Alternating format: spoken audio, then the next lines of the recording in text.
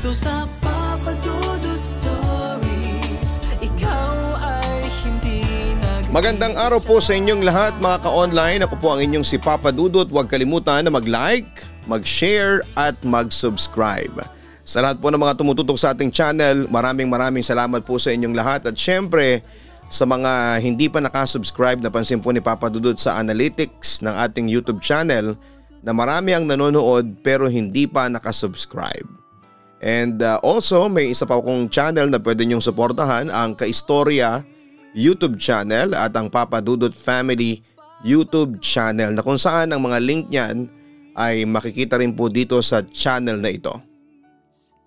Sa ating episode ngayong araw na ito ay pinagbibidahan po ng ating sender na si Aya.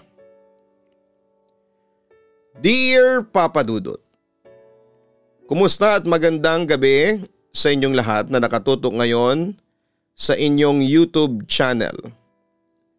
Marami na akong napakinggan sa YouTube na may mga kwento ng pag-ibig, tagumpay at kababalaghan. Pero sa inyo talaga ako sobrang nahook. Madalas kong pakinggan ay ang mga horror stories na tinatampok ninyo. Hilig ko kasing manood, makinig at magbasa niyan kasi nai-excite ako at natithrill.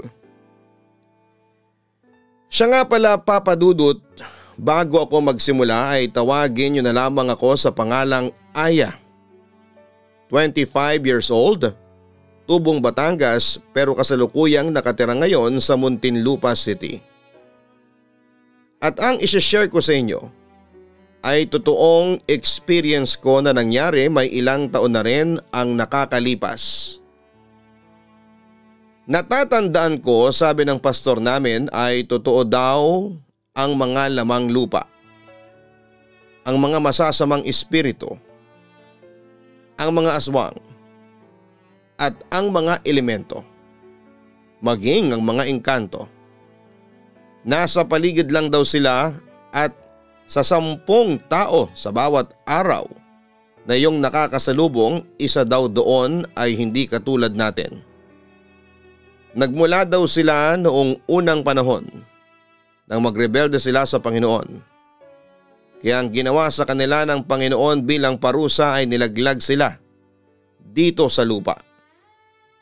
Bilang ganti naman nila ay tayo mga tao na espesyal na nilalang na ginawa ng Panginoon ang siyang ginagambala nila at pinagbubuntunan ng kanilang galit at paghihiganti. Papa Dudut, nagmula ako sa probinsya sa isang bayan na may kanya-kanyang kwentong naririnig. Mga aswang, multo, kapre, duwende, manananggal, tikbalang, tiktik, white lady at iba pa. Lahat na nga yata ng klase ng mga nakakatakot na nilalang ay nasa utak ko na at oo, naranasan ko na ring marinig ang mga tunog nila at makitang halos lahat sa kanila. Ngunit may isa pa pala akong hindi nakikilala. Ang inkubo o incubus o ang demonyong lalaki at succubus o demonyong babae. Isa silang sex spirit na nangahalay ng mga tao upang mas tumaas ang kanilang pamamalagi sa mundo. Meron ako naging kaibigan sa trabaho. Siya si Jolan. Isang lalaking masayahin pero may tinatagong sikreto. Nasabi kong may tinatago kasi alam kong hindi siya pangkaraniwang tao. Katunayan, may hinala na ako noon na meron siyang nakikita na hindi nakikita ng ibang normal na tao. Yung tipong masayang masaya siya at nakikipagtawanan sa amin. Tapos biglang makikita ko sa mga mata niya na magugulat siya at magbabago ng mood. Maraming beses ko siyang napapansin na bigla siyang matatakot at napapapikit. Tapos ay babalik siya sa kanyang workstation at doon ay matatanaw ko nang nagdarasal siya. Naisip ko tuloy na baka si Jolan ang taong makakatulong sa aking problema. Nilapitan ko siya noon at kinausap. Nagkakwentuhan kami pero bago ko pa sinabi sa kanya ang aking problema ay nagsabi na siya sa akin na labis kong ikinabahala. Papadudot nung una daw niya akong nakilala bilang isang masiyahing tao, may kakaiba daw siyang nararamdaman at nakikita sa tuwing lumalapit siya sa akin. Parang isang maitim na puwersa ang nasa likod ko na hindi niya maintindihan. Hindi niya mawari kung anong uri ng elemento ang nagtatago sa akin likuran. Isang araw ay kinuwento ko sa kanya ang paulit-ulit na kababalaghang nangyayari sa akin noon sa tuwing natutulog ako umaga man o gabi. Papadudot nagsimula ang kababalaghan sa aking buhay nang takutin ako ng pinsan ko sa lamay ng pinsan ng aking lolo. Uy Aya, bakit hindi ka lumalapit at tumitingin sa bangkay ni lolo? Ang kalabit sa akin ni Ken, isang babae na pinsan kong buo. 10 taon na siya samantalang ako ay nasa 8 taong gulang pa lamang. Bilang isang paslit, takot ang mukha na umiling ako bago sumagot sa kanya. Ayoko, tanggi ko sa kanya. Takot akong tumingin sa mukha niya kahit pa man sabi ng pamilya ko na sa kanya ko raw namana ang matangos kong ilong. Maya-maya pa ay lumapit siya sa akin at bumulong. Kapag hindi mo raw tinignan ang mukha ng isang patay ay susundan ka raw ng espiritu niya. Mas lalo akong kinilabutan sa sinabi ni Ken. Ayaw kong mangyari yon lalong-lalo na at uuwi pa kami sa bahay namin at masyadong madilim ang daan dahil nasa bukid pa kami noon. Dahil sa kapaslitan na pag-iisip ko, wala akong nagawa kundi ang dahan-dahang lumapit sa bangkay na napakaloob sa kabaong at tinignan ang mukha ni Lolo Raga. Yon ang pinakaunang pagkakataon na tumingin ako sa isang bangkay. Sinamahan ako ni Ken at tinapik-tapik pa ang aking likod. Kahit papaano ay naibsan ang nararamdaman kong takot. Nang papauwi na kami ay kakaibang lamig ng hangin ang aking nararamdaman. Nakahawak ako sa kamay ng aking ina habang kalong-kalong niya ang aking lalaking kapatid. Bilisan mo ang paglalakad. Utos niya na sa palagay ko ay halos kalad ka rin ako. Nang makarating kami sa maliit naming kubo ay pinatay na kaagad ni Mama ang lampara sa kainutusan na kaming matulog. Nasa gitna ang aking ina habang nasa magkabila kami ng aking kapatid. Si Papa naman ay nagpaiwan sa lamay upang tumulong sa pagbabantay. Nang akmang ipipikit ko na sana ang aking mga mata ay bigla akong nahilo. Nang parang may kakaibang hangin ang umikot sa aking harapan. At isang maitim na elemento ang aking nakita. Hindi ko matanto kung tao ba yon. Kinilabutan ako ngunit nang tawagin ko si Mama ay tila hindi niya ako naririnig. Pinilit kong umungol. Sa palagay ko ay nakagapos ang buo kong katawan o para bang niyayakap ng isang nilalang na nasa aking harapan. Hanggang sa bigla akong nakagalaw at bigla akong napapuyos ng iyak at biglang niyakap si Mama. Agad naman siyang nagising at pinatahan ako. Ilang taon rin ang nakalipas matapos mangyari yon, ay pinagpatuloy ko ang aking pag-aaral ng sekundarya sa bayan ng Dumaguete. 4 na oras ang biyahe noon mula sa aming probinsya. Isang gabi ay nanaginip ako. Nasa eskwelahan daw ako. Maayos naman ang lahat na nakapila sa quadrangle. Naghihintay sa pagsisimula ng flag ceremony. Akala ko talaga noon, totoo ang nangyayari sa aking paligid. Hanggang sa isang estudyanteng babae ang lumapit sa akin at binati ako. Aya, kaninong pangalan ba yang nakatatak sa uniform mo? Patrick John Garcia. At ayan pa nasa noo mo rin nakasulat. Ang salubong sa akin ng aking matalik na kaibigan na si Nella. Gulat ang mukha nitong isa-isang itinuro ang nakasulat na pangalan sa aking uniforme pati na sa aking noo. Hindi ako nagsasalita at wala akong kalam-alam sa sinasabi niyang pangalan na nakasulat sa aking uniforme at noo. Na hindi ko rin kilala kung sino yon. Bigla ko na lamang naramdaman ang isang napakalakas na malamig na hangin na halos ay tinangay ako patungo sa direksyon ng isang lalaking nakaitim. Siya! Alam kong siya ang itim na nilalang na nakikita ko noong bata pa ako sa probinsya. Iyon ang kinagising ko nang may humila sa aking kamay. Nakataas ang kanang kamay ko nang talagang may humila nito. Agad kong binawi yon at nanginginig na pumaloob sa makapal na kumot. Doon ko na napansing umiiyak na pala ako. Umiiyak ng dahil sa takot at panginginig. Yon ang pangalawang pagkakataon na binangungot ako. Akala ko ay hanggang doon na lamang yon, ngunit nasundan pa ng napakaraming beses. Kinabukasan ay isa-isa kong tinanong ang mga kaklase ko kung may kakilala ba silang pangalan na nasabi sa aking panaginip, ngunit lahat sila ay tumanggi.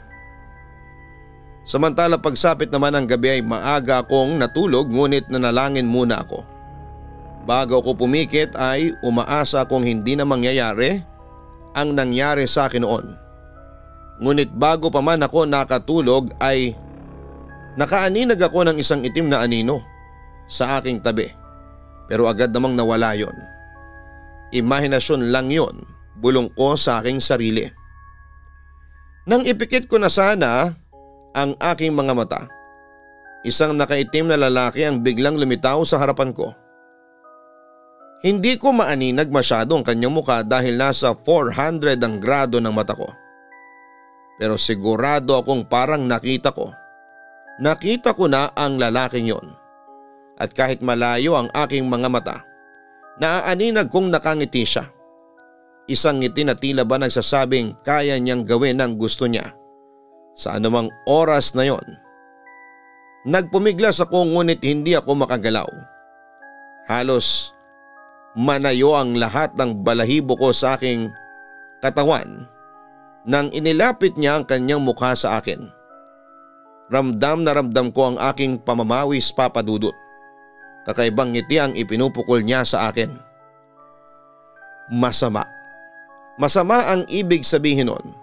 Alam ko sa isipan ko na sumisigaw ako ngunit walang nakakarinig sa akin. Ramdam kong hilam na sa luha ang aking mga mata. Hanggang sa buong lakas akong nagpumiglas. At bigla na lamang ako nagulat ng isang itim na pusa ang nakapatong sa aking tiyan. Agad itong tumakbo palayo at biglang tumalon sa nakabukas na bintana namin. Tumakbo ako papunta sa kwarto ni na Mama at Papa at doon na ako nagpalipas ng gabi.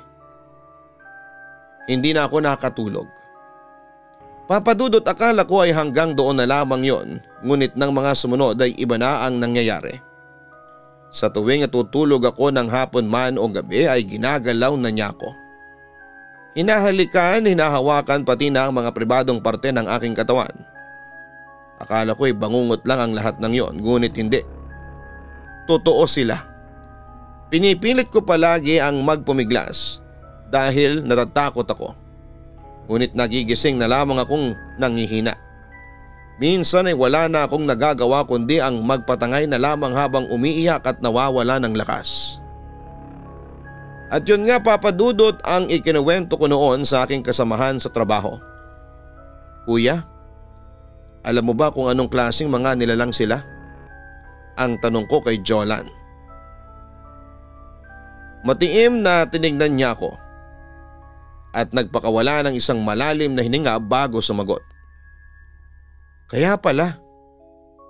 Siya palang napapansin ko sa tuwing lumalapit ako ay parang may itim na puwersa na umaaligid sa iyo. Inaamin ko matagal ko nang napapansin yan, ngunit hinihintay ko lang na ikaw mismo ang magsabi sa akin. Wika niya. Ano ba yun? Engkanto, kapre, tikbalang? Ano bang klase siyang nilalang o sisa ko? Hindi pangkaraniwan yan, Aya. Parang demonyo.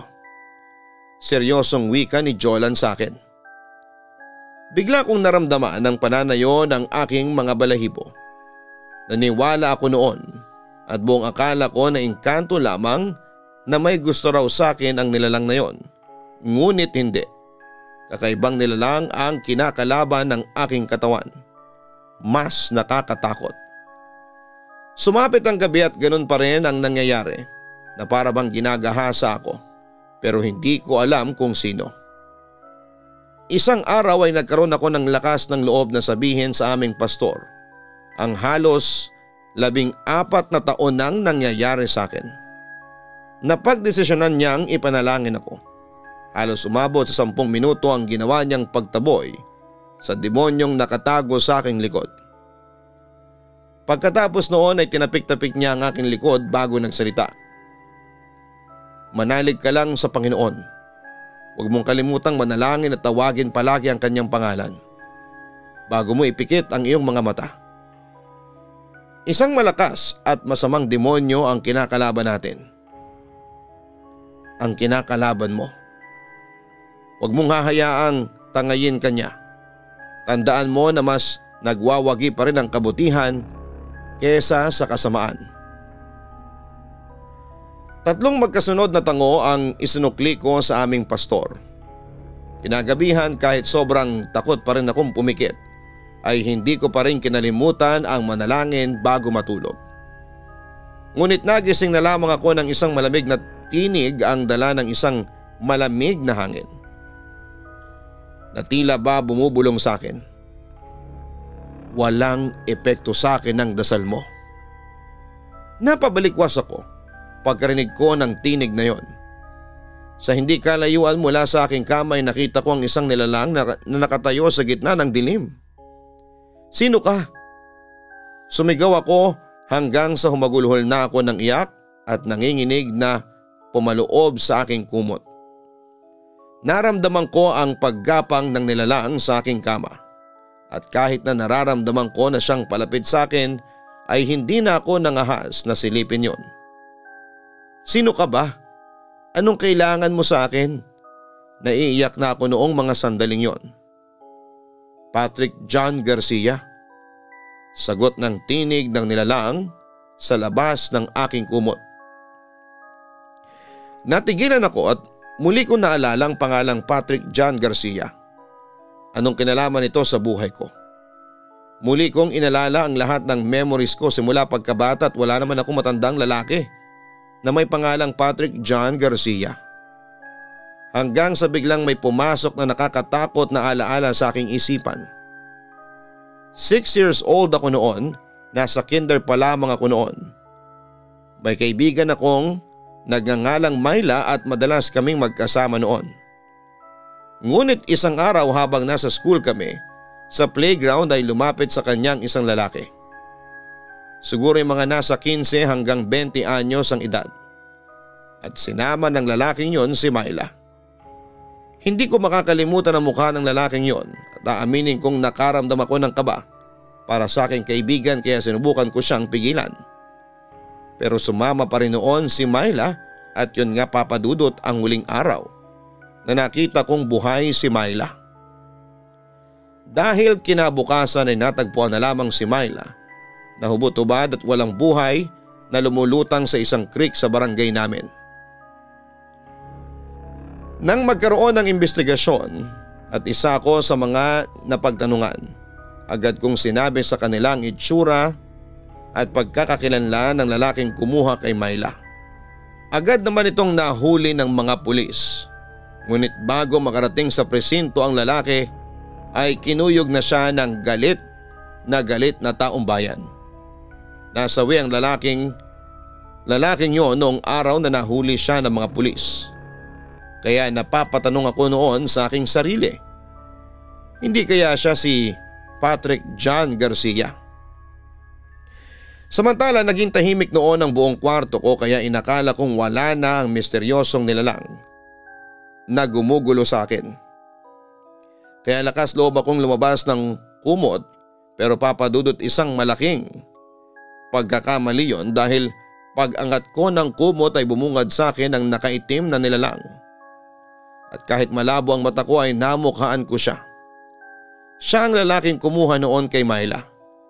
Siya yung rapist na pinatay ng taong bayan. Ang pinagkaiba lang, dahil sa nakalapit ang aming mga muka, doon ko lang napansin na tila naaagnas na ang kanyang pisngi at pulang-pula ang kanyang mga mata. Kung ganun ay siya nga si Patrick John Garcia, ang rapist na nahuli at napatay ng taong bayan dahil sa tulong ko. Dahil dito ay napasigaw ako ng malakas, pero sa puntong yon, Papa Dudut, ay sinakal niya ako at muling inihiga sa aking kama. At doon ay para siyang halimaw na uhaw sa aking katawan. Sinubukan kong magpumiglas, pero para bang may external o supernatural force na pumipigil sa buong katawan ko, hanggang sa naramdaman ko ang pag-init ng aking katawan, ang hapdi sa aking masiselang parte ng katawan. Hindi nagtagal dahil sa sobrang sakit ay nawala na ako ng malay. Nagising na lamang ako kinaumagahan at adad ng kamot ang aking katawan. Doon ay napaiyak na ako. Pero tumahan din nang bigla kong maalala ang Panginoon. Agad akong naligo, nagbihis at umalis ng bahay. Dumiretso ako sa simbahan kung saan na-meet ko ang isang pare na kilala ding exorcist sa lugar namin. At doon ko ay kinuwento sa kanyang lahat ng mga nararanasan ko. Pagkatapos noon ay nagpaalam siya sa akin dahil may kukunin lamang siya. Hindi nagtagal, pagbalik niya ay may dala na siyang isang itim na aklat at itim na kandila. Sa likod naman niya ay ang kanyang sakristan na may daladalang maliit na palangganang may tubig. Pagkatapos noon, Papa Dudut, ay meron siyang ginawang ritual na sigurado akong wala sa Catholic rites. Sinindihan niya ang hawak na itim na kandila. May mga binabanggit siyang orasyon na alam kong wikang Latin. Mamayang kaunti ay binasbasan niya ako ng holy water gamit ang kaliwang kamay, habang ang hawak niyang kandila sa kanang kamay ay pinapatakan ang plangganang may tubig. Naghintay pa ako ng ilang minuto bago siya tumigil sa kanyang orasyon. Iha, may gumugulo nga sa iyong inkubo o incubus, wika ng pare sa akin. Pero Father, ang itsura niya ay yung lalaking rapist na kumuha at pumatay noon sa kaibigan ko. Ang pangalan pa niya ay Patrick John Garcia, ang sabi ko sa kanya habang naguguluhan.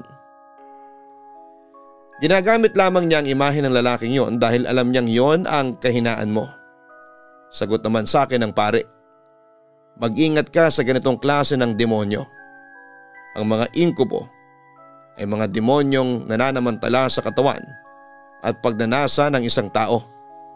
Ginagamit nila ang katawan mo para manatili siya sa mundong ibabaw. Aniya. Father, ano po bang dapat kong gawin para matigil na ang panggugulo ng inkubo sa akin? Tanong ko. Magdasal ka araw-araw. At saka magsuot ka ng pwedeng panangga sa mga demonyo, tulad ng inkubo, wika ng pare. Pagkatapos ay may dinukot siyang kung anong bagay sa kanyang bulsa. Nang ilabas niya yon, eto ay walang iba kundi isang rosaryo. Sa'yo na to, Aya. Palagi mong bitbitin yan saan ka man magpunta. Dagdag pa niya. Salamat po, Father. Natutuwang wika ko sa pare. At yun nga, Papa Dudut, simula noon ay lalo akong naging madasalin. Hindi ko na rin binitawan ng rosaryong binigay sa akin ng pare. Kaya simula noon ay hindi na ako nakaramdam ng panggugulo sa akin ng inkubo at nakumpirma ko nga na wala na nga ang masamang elemento na sumusunod sa akin nang sabihin ng kasamahan kong si Jolan na gumaganda na raw ang aura ko at doon na nga nagtapos ang bangungot na matagal kong tiniis sa buong buhay ko. Papa Dudut, napaka-misteryoso ng ating mundo.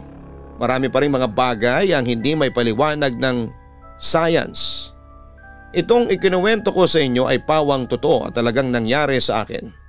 Huwag niyo na akong alalahanin dahil masaya na ang aking buhay. May asawa na rin po ako although wala pa rin kaming anak hanggang ngayon.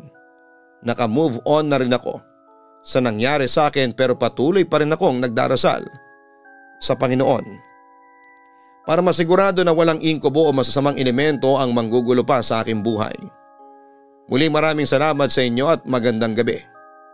Lubos na gumagalang, Aya. Maraming salamat po sa lahat ng mga tumutok sa ating programa ngayong gabi. Huwag kalimutan na mag-like, mag-share at mag-subscribe. Babasahin ko po ang mga komento mula sa inyo. Maraming salamat po.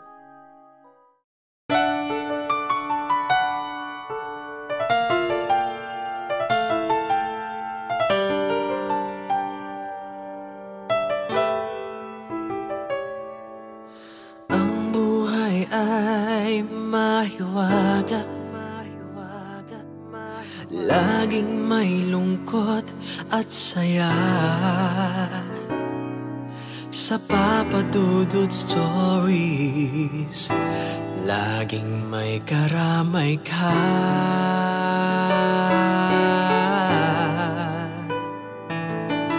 Mga problemang kay bigat, dito ay pakikinggan ka. Sa Papa Dudut Stories, kami ay iyong kasama.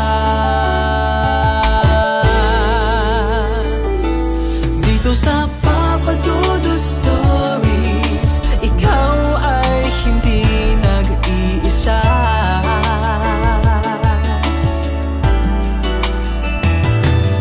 Sa Papa Dudut Stories, may nagmamahal sa'yo.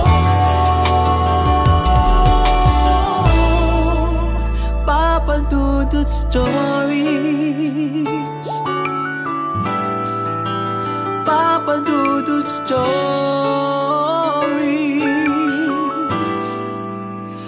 Papa Dudut Stories.